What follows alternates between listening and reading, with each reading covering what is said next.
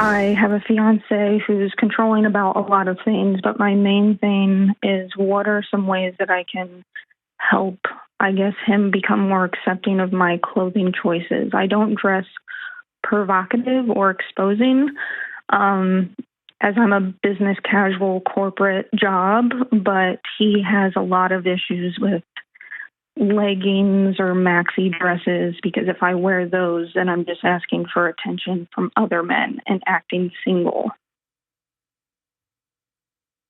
Oh, sister. I know. This isn't the only issue, but I was about to say, I 100% get that. So let's put clothing aside. Okay. Wow. I'm taking a deep breath because I tend to overreact. And I'm trying to be present with you, just like you're present, right? What are other ways he acts controlling? So I'm the only one that works. We have 4 kids. He watches them. And, that's what we initially agreed to. However, he was aware he needed to get a part-time job. He didn't, so I took it upon myself to get one, and he basically told me if I did that, then we weren't going to be in a relationship. And I told him, well, I was going to take the job. I need to do what I need to have my bills paid, basically. That's one thing, like who I talk to at work. If I need assistance with something, I reach out, and if a male helps me, then that's a problem. So it's a lot of like, you can't spend money on this bill because I had it planned to use for trading stocks. And it's just a lot of like who I can talk to, who's allowed in our life, what I wear, what I can and cannot post on Facebook. And so it's a lot of things. And we've been together for 9 years, and I'm honestly like at my point because I don't want my kids to have to witness this.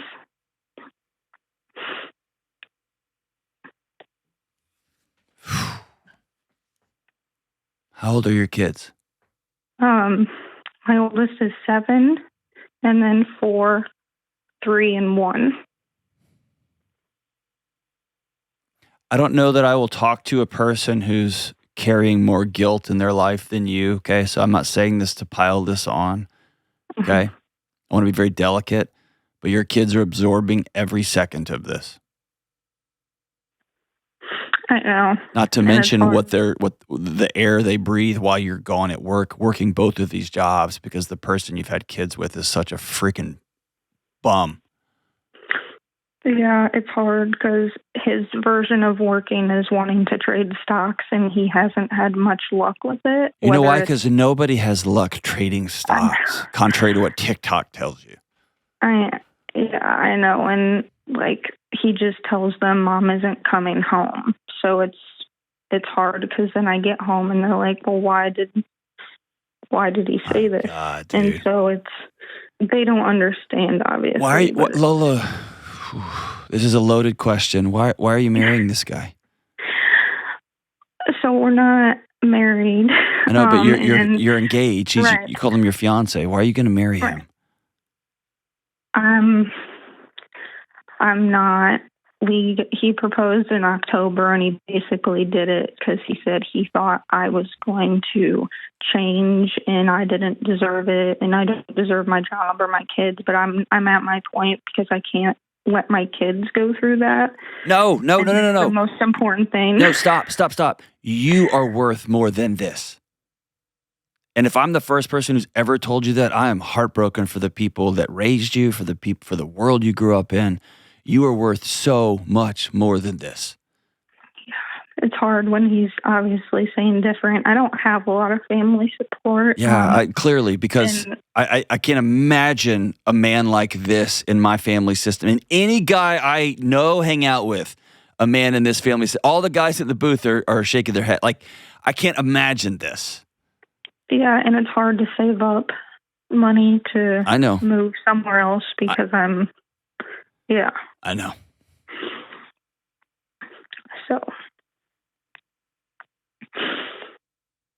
So it is very rare that I say what I'm about to say, but you got to get out of this mess. Yeah. And I'm not telling you something you don't know and haven't thought about.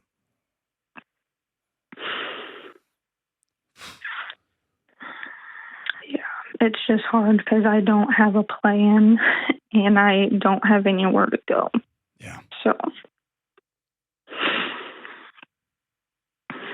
and thankfully we're not married, so we don't have to go through the divorce process. But Yeah, we all been together hard. for 8 years, and you got 4 kids together, so there will be a legal process.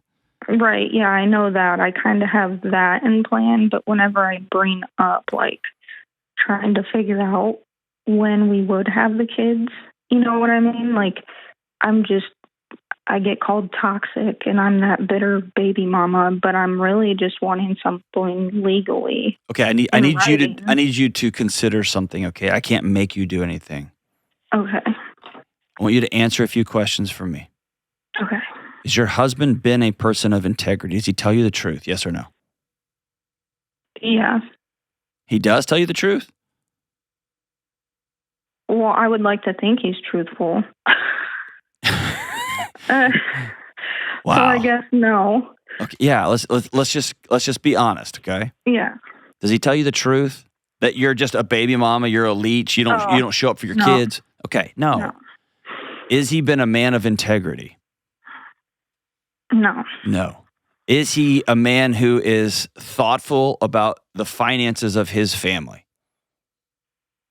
No. Is he a man who supports his wife while she's working 1.5 jobs and he's at home hanging out with the kids? No. Is he taking care of the emotional and spiritual and physical needs of your 4 kids? And that includes being a good example, getting them out and about, teaching them how to honor their mother. No. No. So let's stop going back to that same person who doesn't tell you the truth, who doesn't live an honorable life, who doesn't honor and respect his wife. Let's stop going back to that source for information or advice on what to do next. That person has disqualified them for any input moving forward. And I know that's a terrifying feeling for you because you got no family and friends support, right? Mm-hmm. Okay. Does he control your direct deposit? No, I have a direct deposit going to my own account. He's not on it. Okay. So what we have to do is create a sub account there and begin to save up money for an apartment, first month's rent. Will that be fun with 4 kids? No, it will be a disaster, and that's the world you're in right now. I'm going to hook you up with 3 months with my friends at BetterHelp for free. And when you get on there, you've got a history of trauma, don't you? Yeah. Yeah. And he likes to hold it against me. I know he does. He knows it. I want you to repeat after me. He does not get a vote. He says he doesn't get a vote? No. I want you to say that. He doesn't get a vote. He doesn't get a vote. When he tells you you're not a good wife or not a good girlfriend, he doesn't get a vote. When he tells you that you're a leech and a bum, he doesn't get a vote. When he brings up past trauma, past assault, then you whisper to yourself, he doesn't get a vote. Because no man holds past trauma over the woman they love, over any woman. My God, women I hate, I wouldn't bring up that. You get what I'm saying? Yeah. I need you to hear me say this is unhealthy and this is not normal. And your gut reaction, your gut feelings about all this are right. And probably your whole life, people have told you what you feel and body autonomy, all that stuff is not yours. And I want to hand it right back to you. It is yours. Okay? Mm-hmm. Your next steps will feel scary. They'll feel lonely. They'll feel isolating.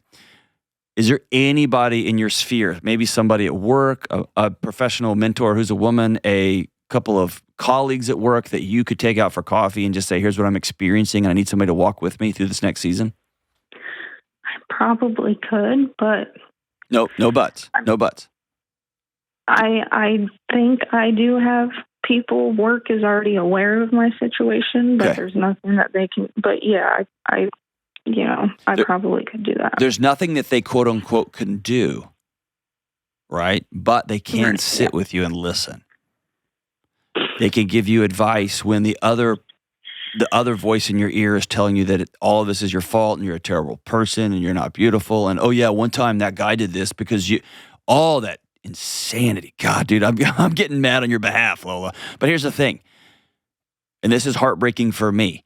I can't get more upset and motivated and mad about this than you. This has to come from a place of, I am worth more than this. My kids deserve safety and security and a man that will honor them and me. Yeah. And so there's an old phrase that I got from just an amazing man, David Kessler. And here's the phrase: grief demands a witness. You have to sit down with other people and just explain what's going on. Okay? And they have to be people who you can trust. And hopefully you have a work colleague or two, and tell them, I know y'all can't do anything about this. I just need somebody to sit with me as I begin to make some pretty significant changes in my life, because I'm going out on a limb for the first time and it's scary. And I can almost guarantee you'll have people come out of the woodwork to support you. You'll have people say, I'll show up and help you move. You can stay at my back apartment in the back of my garage. The people will show up. Yeah, I guess it's just more so embarrassing that I have to go through it and that I've dealt with it so long. So it's just hard for me to open up on those type of things because I don't want anyone to look at me any less because... Listen to me, Lola. Yeah. They're going to look at you just like they're going to hear you like I'm hearing you, with open arms and open hands. And if they don't, good God Almighty, if they don't, then we're going on to the next. That embarrassment is probably less embarrassment and probably more shame. And if you lived a life of sexual abuse, if you lived a life of physical abuse, if you lived a life of parents walking out on you, if you live a life where a guy is just a total bump on a log, shame is that constant going back to the mirror and saying, I'm getting what I deserve. This is happening because of me. That's not embarrassment, that's shame. And shame is a powerful, powerful demon. Yeah. Okay? Mm-hmm.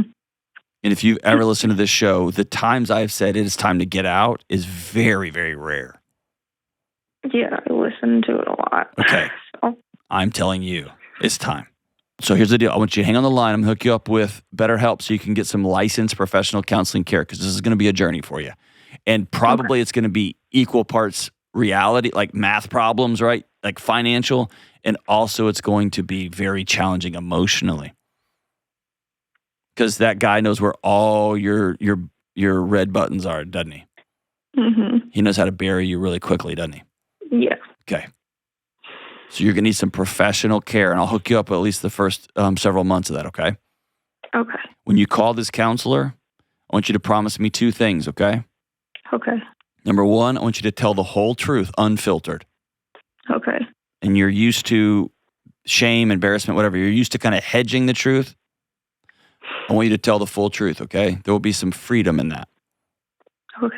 The second thing is, I want you to say, I need an action plan. I need you to walk with me as we co-create an action plan together for me to get to freedom. Okay? Okay. Mm-hmm. And I just need to tell you, I'm so sorry, man. It's okay. It's not. No, it's not. No, it's not okay. You don't have to make me feel better. I'm okay. I know your whole life is about making the other people in the room feel okay. You don't got to do that with me. It's not okay. All right, dear? Yeah. You call me any time. You got it? Okay. Thank you. All right. It's been an honor to talk to you, okay? Hang on the line here. We'll get you hooked up with some of these resources. Also, you know what? I'm also going to send you Financial Peace University as well. I want you to walk through this. You're going to have to learn alone how to do some of these financial things and get caught up, and this will free you as well.